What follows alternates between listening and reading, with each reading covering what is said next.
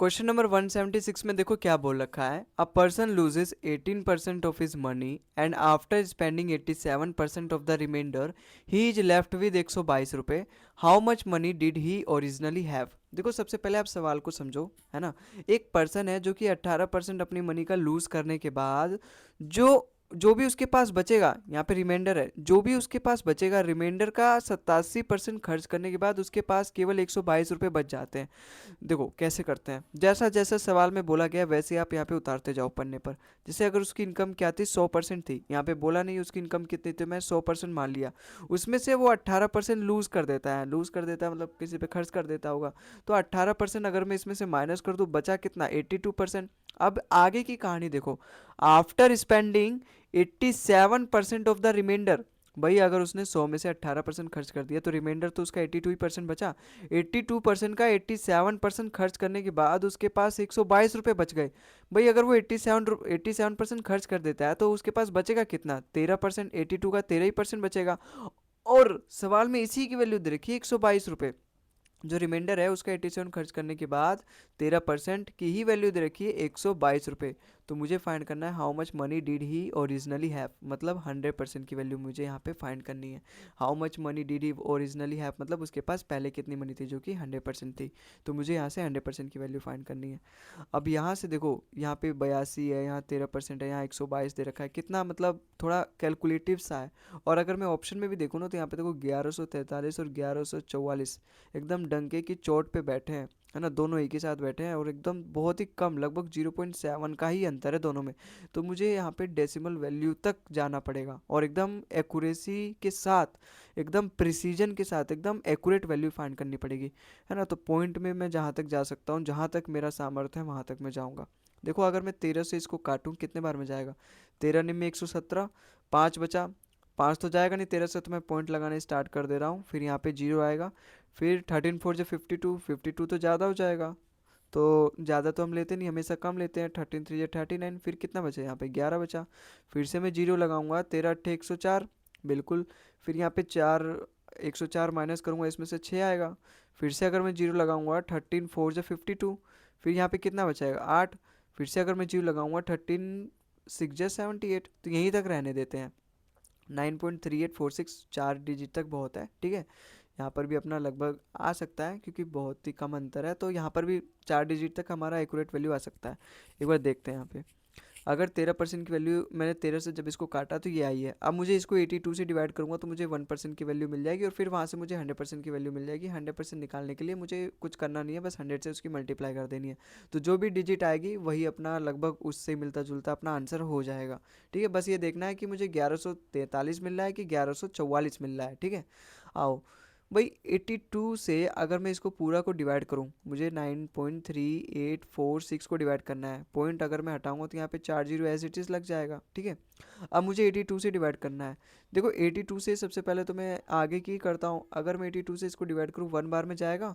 फिर कितना बचेगा, 8 3 11, इसका मतलब 11 बच जाएगा। अब 11 तो जाएगा नहीं 82 से, तो जब मैं यहाँ पे पॉइंट लगाऊंगा, पॉइंट लगाने की जरूरत भी क्या है, जब 11 बज गया तो यहाँ पे अब मैं इसको 8 उतारूंगा यहाँ पे, तो 118 हो गया। अब मैं 82 से अगर इसको डिवाइड करूँगा, देखो 2 बार में तो जाएगा नहीं क्योंकि 2 बार में 164 आता है 82 के, एक बार में ही जाएगा। और एक बार में जब मैं इसमें से माइनस करूँगा 82, तो 18 18 36, तो 36 बचेगा। और गया कितने बार में, एक बार में गया है, तो कितना बचा 36। मैंने 8 भी उतार लिया, मैं 4 उतारूंगा, तो मैंने यहाँ पे 4 उतारा। अभी 82 से कितने बार में जाएगा, 4 बार में, क्योंकि 8 फोर जो 32, 4 टू जो 8, इसका मतलब 328। भाई 5 बार में तो 400 से पार चला जाएगा और 3 बार में 240 पर ही रहेगा। 240 इससे बहुत कम है, इसका मतलब जो यहाँ पे 4 बार में 328 आ रहा है वही मुझे यहाँ पे लेना पड़ेगा। और बचेगा कितना, 14 में से 8 गया 6, 5 में से 2 गया 3, 3 36 यहाँ पे बचा। अब यहाँ पे 4 भी मैंने उतार लिया, मैं 6 उतारूंगा, 366। और ये मैंने लिया कितने बार था, 4 बार में। अब देखो इस बार भी 4 ही आएगा क्योंकि 4 बार में 328 आ रहा है, 3 बार में तो 240 तक वैल्यू रह जाएगी, मुझे तो 360 तक पहुंचना है, तो 4 बार में ही आएगा। 5 बार में 400 के पार चल जाएगी, तो मुझे 4 बार में ही लेना पड़ेगा। इसका मतलब 1140 के आसपास मेरा आंसर आ रहा है, 1143 वाला नहीं होगा। तो ऑप्शन नंबर सी ही मेरा यहाँ पे करेक्ट हो जाएगा। ये दोनों ऑप्शन तो वैसे बहुत ज़्यादा हो जाएंगे, तो ऑप्शन नंबर ए भी गलत, ऑप्शन नंबर सी इसका बिल्कुल करेक्ट हो जाएगा। आई होप आपको समझ में आया होगा ये सवाल भी। अगले सवाल पे चलते हैं। अच्छा सवाल था ये। सवाल दिल्ली पुलिस में पूछा गया है। सोचो, दिल्ली पुलिस कांस्टेबल में, दिल्ली पुलिस में बहुत ही अच्छी मैथ आती है। और है नहीं सवाल में कुछ भी, बस यहाँ पे कैलकुलेशन है, और कैलकुलेशन भी नहीं रहती अगर ये थोड़ा सा, ये जो ऑप्शन है थोड़ा दूर दूर दिया होता तो मैं अप्रोक्सीमेट लगा के फाइंड कर लेता। लेकिन इन दोनों में इतना कम गैप है ना कि मुझे एकदम एक्यूरेट वैल्यू फाइंड करनी पड़ेगी, और वहाँ पे कैलकुलेशन एरर हो सकता है। अगर मैंने थोड़ा सा भी अप्रोक्सीमेट वैल्यू इधर उधर किया तो 1143 भी टिक कर सकता हूँ मैं, ठीक है। लेकिन ये आंसर गलत हो जाएगा फिर मेरा। 1144 इसका बिल्कुल करेक्ट आंसर है। अगला सवाल है अपना। In an election between two candidate, the winning candidate receive 70% of the vote and won by 15,400 vote. What is the number of votes received by losing candidate. बहुत ही ईजी सवाल है ये इलेक्शन का, इसमें कुछ है नहीं, और ये टाइप 1 सवाल है। मतलब सबसे जो ईजीएस्ट सवाल जो पूछा जाता है ना इलेक्शन एंड कमीशन इलेक्शन वाले में, वो यही है। देखो यहाँ पे क्या बोल रखा है, एक इलेक्शन होता है दो व्यक्तियों के बीच में, दो उम्मीदवारों के बीच में, जहाँ पे जो विनिंग कैंडिडेट है वो 70% उसको मिलता है वोट का, टोटल वोट का, है ना। ये टाइप 1 का सवाल है, इजीएस्ट सवाल है। इससे अगला जो लेवल होता है वहाँ पे वैलिड वोट का कंसेप्ट आ जाता है। फिर वहाँ पे एक कुछ और कंसेप्ट आ जाए कि कुछ लोगों ने वोट ही नहीं दिया, इस तरीके का कंसेप्ट भी ऐड हो जाता है। लेकिन यहाँ पे ये सब झमेला दे ही नहीं रखा है, एकदम सिंपल पूछ रखा है, सिंपल बता रखा है कि जो विनिंग कैंडिडेट है उसको टोटल वोट का 70% मिला। भाई अगर टोटल 100% वोट थे, ठीक है, तो विनिंग कैंडिडेट को कितना मिला, 70% मिला। तो बाकी क्या बचा, वो लूजिंग कैंडिडेट को मिलेगा। लूजिंग कैंडिडेट को कितना मिल जाएगा, अपना 30% वोट मिल जाएगा। अब आगे क्या बोल रखा है, वोन बाई 15,400। भाई अगर विनिंग कैंडिडेट को 70% वोट मिला है और लूजिंग कैंडिडेट को 30%, तो ये जो विनिंग कैंडिडेट है लूजिंग कैंडिडेट से जीता कितने वोट से है, 40% वोटों से ना। भाई यही तो होता है 40% वोट। भाई जो लूजिंग कैंडिडेट है उससे कितना परसेंट वोट ज़्यादा लेकर आया विनिंग कैंडिडेट, वही होता है वो कितने वोटों से जीता है अपने लूजिंग कैंडिडेट दूसरे कैंडिडेट से। तो यहाँ पे ये 40% वोटों से जीता है, और यही सवाल में दे रखा है 15,400 से वो जीता है, वोन बाई 15,400। तो इसी 40% की वैल्यू यहाँ पे दे रखी है 15,400, ठीक है, 15,400। तो मुझे क्या बताना, what is the number of vote received by the losing candidate. Losing candidate को 30% वोट मिला है, तो मुझे यहाँ पे 30% की वोट यहाँ पे फाइंड करनी है, 30% की वैल्यू। अब देखो यहाँ पे 40% से मुझे 30% पे जाना है, तो मैं यहाँ पे क्या करूँगा। भाई अगर मुझे 40% से 30% पे जाना है, तो मैं अगर इसको 4 से डिवाइड करूँ तो ये 10% बन जाएगा बिल्कुल, और उस 10% को अगर मैं 3 से मल्टीप्लाई कर दूँ तो 30% बन जाएगा। इसका मतलब ये 40% से डायरेक्ट मुझे अगर 30% पे जाना है तो 3/4 करना पड़ेगा मुझे। तो अगर मैं यहाँ पर भी 3/4 कर दूंगा तो मुझे 30% की वैल्यू मिल जाएगी। देखो किससे कट रहा है, 4 3 × 12, 34 बचा, 4 8 × 32, 4 5 × 20, और यहाँ पे 0। अब मैं इसकी 3 से मल्टीप्लाई करूँ तो मुझे डायरेक्टली 30% की वैल्यू मिल जाएगी। बेस्ट अप्रोच है ये, है ना, एकदम आपका समय बचा देगा, पूरा आधा कर देगा समय। अगर आप इसकी 1% की वैल्यू फाइंड करते फिर 30% की वैल्यू कर देते, उससे एकदम आधा समय आपका कर देगा। अब इसकी आप मल्टीप्लाई कर दो, 0 हो जाएगा, 3 5 × 15, 3 8 × 24, 5 2 हासिल, 3 3 × 9 और 2 11, तो 11,550 ऑप्शन नंबर 20 का बिल्कुल करेक्ट हो जाएगा। आई होप आपको ये सवाल भी समझ में आया होगा। तो इसी के साथ हम अगले सवाल पे चलते हैं। अब ये देखो अगला टाइप है उसी इलेक्शन वाले सवाल का। देखो यहाँ पे क्या बोला है, इन an election between two candidate. ये जितने भी अपने इलेक्शन एंड कमीशन वाले सवाल होते हैं ना, ये सब मैंने अपने यूट्यूब चैनल पे पढ़ा रखा है, ठीक है। आप अगर सर्च करोगे इलेक्शन कमीशन तो मिल जाएगा आपको वीडियो। उसमें क्या है, मैंने पूरा डिटेल में बता रखा है, पूरा इलेक्शन वाला कंसेप्ट को एक्सप्लेन किया है, फिर एकदम लेवल 1 से, और उस पर जहाँ तक पूछा जा सकता है इलेक्शन कमीशन पे, वो सारे मैंने सवाल यहाँ पे करवाए हैं, ठीक है। तो आप जाके वहाँ पर भी एक्सप्लोर कर सकते हो, और अगर यहाँ पे समझ में आ रहा है तो कोई दिक्कत नहीं, यहाँ पर भी आप सीख सकते हो। इन an election between two candidate, the winning candidate receive 70% of the valid vote. देखो यहाँ पे आ गया ना concept, 70% of the valid vote, तो यहाँ पे हमें थोड़ा सा सतर्क होना पड़ता है। And won by majority of 9,000 vote. If 90% of the total valid votes polled are valid, then what is the total number of votes polled. मुझे यहाँ पे टोटल नंबर ऑफ वोट्स बताना है, वैलिड वोट नहीं बताना, total number of votes polled बताना है। मतलब ये जितने भी अपने ऑप्शन में दे रखे हैं ना, इसमें से कोई एक ऐसा ऑप्शन है जो कि मुझे बताता है कि वहाँ पे टोटल वोटर्स कितने थे या फिर टोटल कितने वोट डाले गए। है ना। कुल कितने वोट डाले गए मुझे यहाँ पे बताना है। पहले एक बार और सवाल को समझो। इलेक्शन होता है दो उम्मीदवारों के बीच में, जो विनिंग कैंडिडेट है उसको 70% वोट मिलता है वैलिड वोटों का। वैलिड वोटों से क्या मतलब है, देखो अगर 100 वोट डाले गए ना, तो उसमें से 10 वोट क्या हो सकते हैं, फर्जी हो सकते हैं। तो जो इलेक्शन कमीशन वाले होते हैं उसको रिजेक्ट कर देते हैं, तो बाकी के बचे 90% वोट। तो 90% वोट पे ही हमारा जो रिजल्ट होता है वो डिपेंड करता है।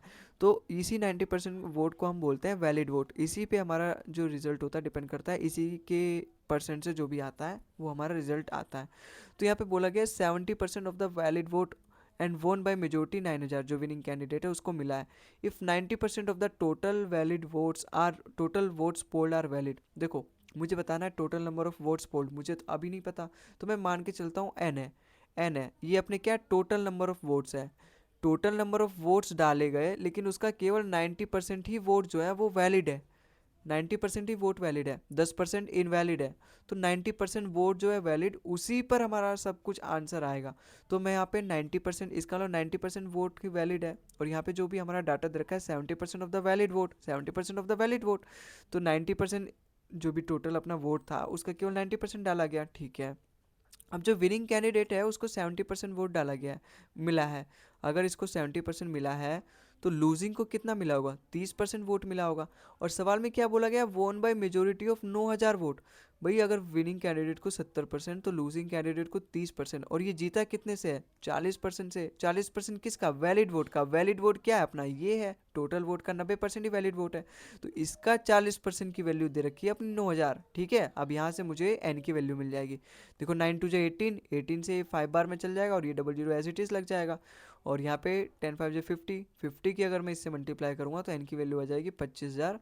ऑप्शन नंबर 20 का बिल्कुल करेक्ट हो जाएगा, ठीक है। तो आई होप आपको ये सवाल भी समझ में आया होगा।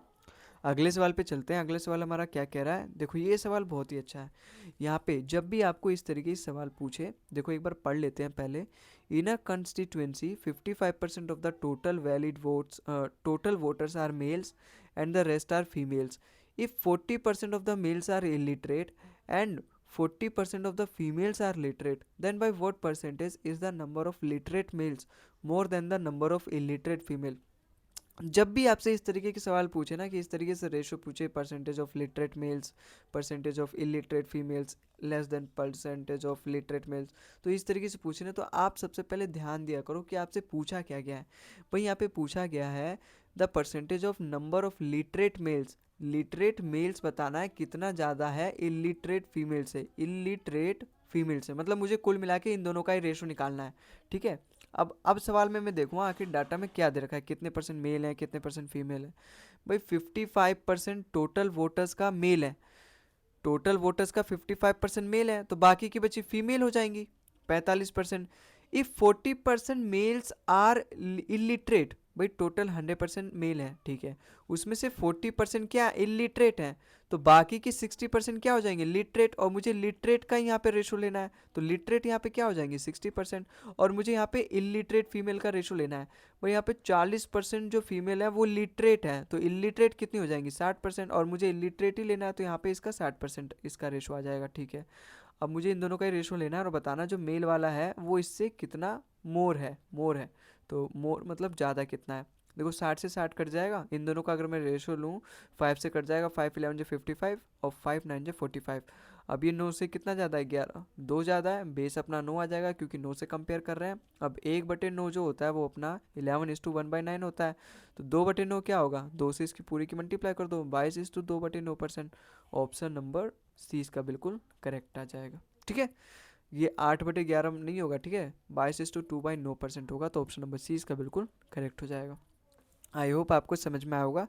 इसी तरीके से एक और सवाल है, इसको करो। क्वेश्चन नंबर 180 हमारा क्या कह रहा है, in a constituency 40% of the voters are senior citizens, among them 40% are illiterate, among the non senior citizen voters 25% are literate, by what percentage is the number of literate senior citizen voters less than the number of illiterate non senior citizen voters। है ना, क्या बताया था मैंने step 1।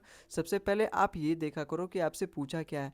आपसे पूछा है by what percentage number of literate senior citizens, जो लिटरेट सीनियर सिटीजन्स हैं वो कितने लेस हैं number of illiterate non senior citizen से। इन दोनों का रेशो लेना है, इलिटरेट नॉन सीनियर सिटीजन, इन दोनों का ही रेशो मुझे आपस में लेना और बताना जो लीनियर लिटरेट सीनियर सिटीजन्स हैं वो कितने लेस हैं।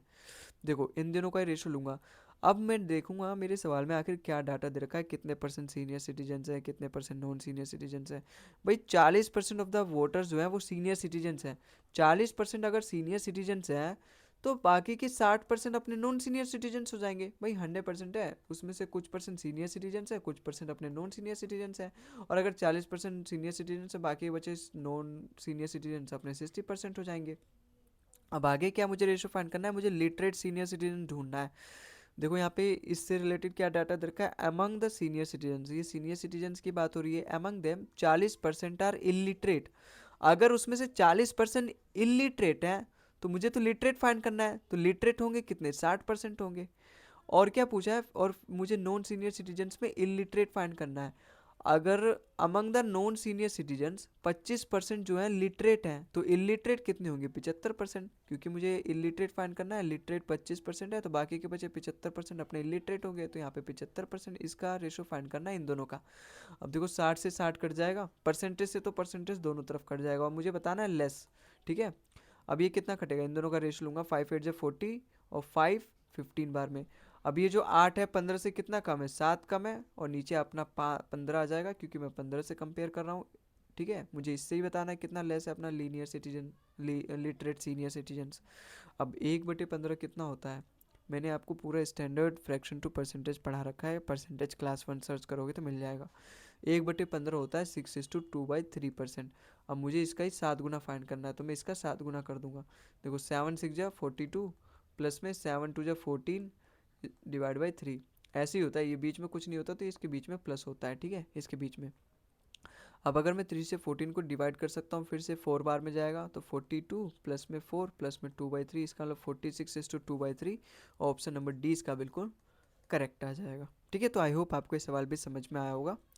तो इस सवाल में कुछ नहीं है, जब भी इस तरीके का सवाल पूछे आपको केवल इतना ध्यान देना है कि पूछा क्या है आपसे, और जैसे आपको पता चल जाए पूछा क्या है उसको नोट कर लो, फिर वहाँ से आपका जो सवाल है एकदम इजी बन जाएगा, बाएं हाथ का खेल बन जाएगा। ठीक है, तो इसी के साथ ये वाला सवाल भी अपना हो गया।